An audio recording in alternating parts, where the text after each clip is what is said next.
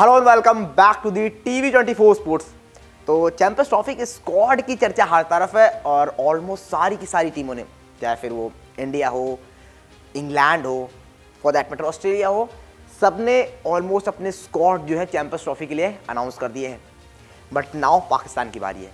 पाकिस्तान ने अभी अपना स्क्वाड अनाउंस नहीं किया है। रीज़न थे सैम अयूब।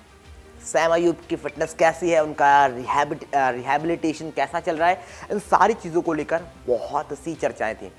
बट फाइनली उन पर अपडेट आ गई एंड मोस्ट प्रोबेबली बहुत ही जल्द, अगले शायद आज भी आप देख लो या फिर अगले दिन कल तक ये स्क्वाड आपको आता हुआ नजर आ जाएगा पाकिस्तान का भी।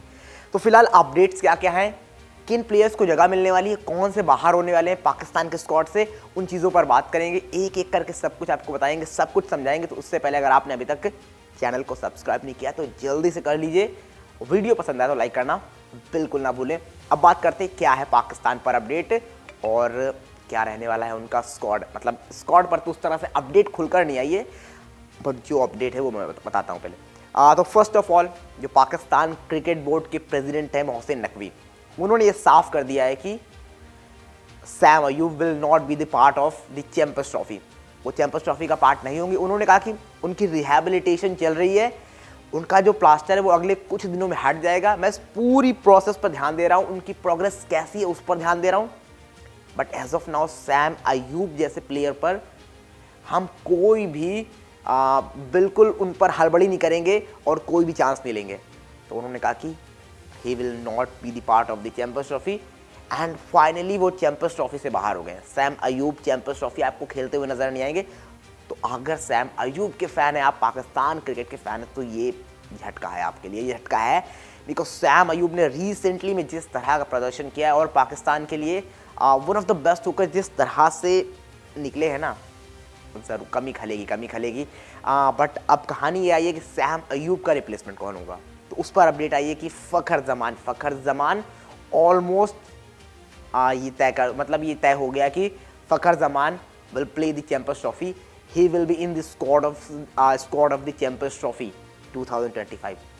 आगे बढ़ते हैं तो आपको जब अगली अपडेट में बताऊं तो अब्दुल्ला शफीक की जगह शान मसूद की एंट्री हो सकती है। जी हाँ, शान मसूद अच्छा किया है, टेस्ट मैचों में लगातार अच्छा करते थे, उनकी यहाँ पर भी वापसी हो सकती है इस चैंपियंस ट्रॉफी में अब्दुल्ला शफीक की जगह। अब आगे एक और नाम को लेकर जब हम बढ़ते हैं तो जैसा कि मतलब अयूब पे तो हमने दे ही दिया। गेंदबाजों में जब आप बात करोगे तो वहाँ पर साफ तौर पर नज़र आएगा कि शाहिन, नसीम, हारिस, यही सब आपको नज़र आएंगे। तो वहाँ पर किसकी फिटनेस कैसी वहाँ पर देखा जाएगा, बिकॉज फास्ट बॉलर्स हैं, क्या 100% फिट हैं, किस तरह से होकर आ रहे हैं, इन सारी चीज़ों पर गौर किया जाएगा।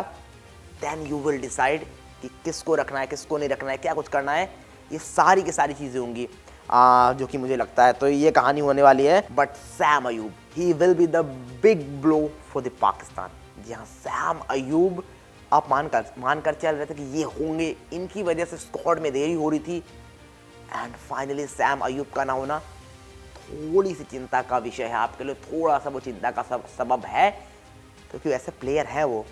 सैम अयूब ने वो कर दिखाया। सैम अयूब के पास वो टेम्परामेंट सब कुछ है, वो बल्लेबाजी की है वो ओपनिंग में। हाँ, बट अगेन फ़खर ज़मान आपके पास आ रहे हैं, वो क्या कुछ कर देंगे, उनसे आपको उम्मीदें होंगी, वो किस तरह से आगे प्रोग्रेस करेंगे। इन सारी चीज़ों को लेकर देखना दिलचस्प होगा, क्या कुछ करते हैं वो, किस तरह से करते हैं।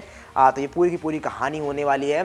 बट आगे जब बढ़ते हैं मूविंग ऑन, तो जिस तरह से मैंने बताया कि शान मसूद पार्ट होंगे अकॉर्डिंग टू रिपोर्ट्स, किसकी जगह, अब्दुल्ला शफीक की जगह। तो ये बड़ी बड़ी अपडेट्स आई हैं और गेंदबाजी में फिर फिटनेस वगैरह देखी जाएगी सारे बॉलर्स की कि कितने फिट हैं, वो कितने फिट नहीं है। देन यू विल डिसाइड कि कौन होगा कौन नहीं होगा। तो फिलहाल इस वीडियो में इतना ही।